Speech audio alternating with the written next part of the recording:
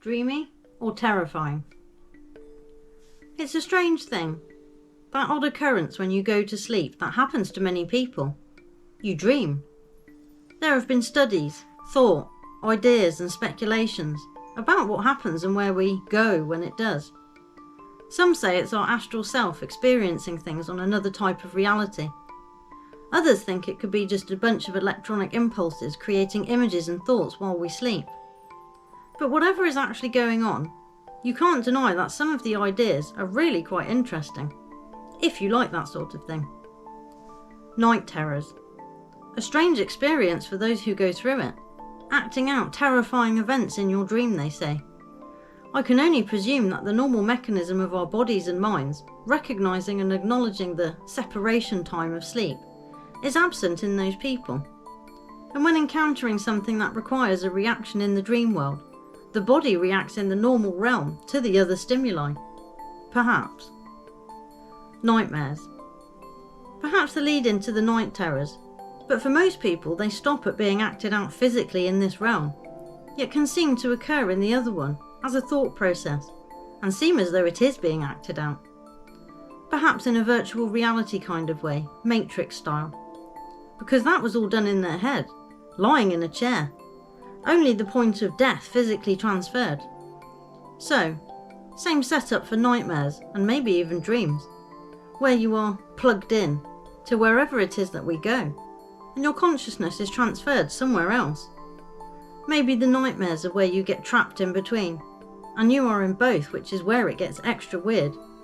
The films Nightmare on Elm Street spring to mind here, and if you know them, you'll know why. Sleep realm. It's a strange thing to know we are kind of absent from our lives for around 6 to 8 hours per day, although there are speculations by some that we do go somewhere else and have experiences there too. So living a dual life of sorts, I guess, but a subconscious one you can't remember when you emerge back into this one. Funny to think of the terminology for it too. You wake up and fall asleep. Could it be that we go down somewhere for the resting place and rise up again for the awake phase? Dreams. And what of that process that occurs when we are submerged into the subconscious? We call it dreaming, but what is it? Just a recreation of all the input our daily life throws at us, being downloaded at night for storage, they say, just like a computer, I guess, taking a backup or archiving information.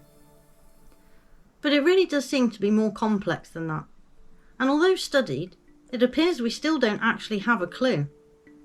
I wonder sometimes if that's part of why they want a chip in people's heads, to try and get into their heads, as they put it, because it may just be access to the other reality that is created through the sleep process.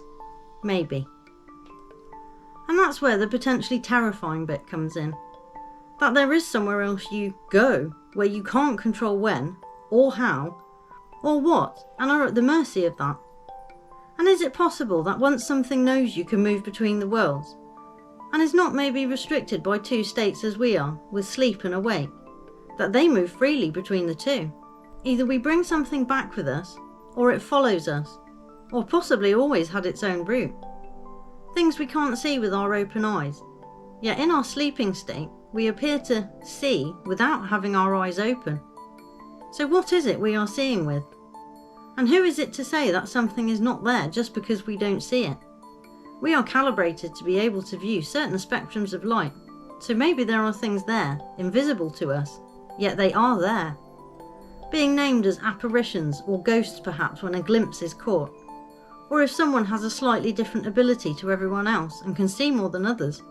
You just never know.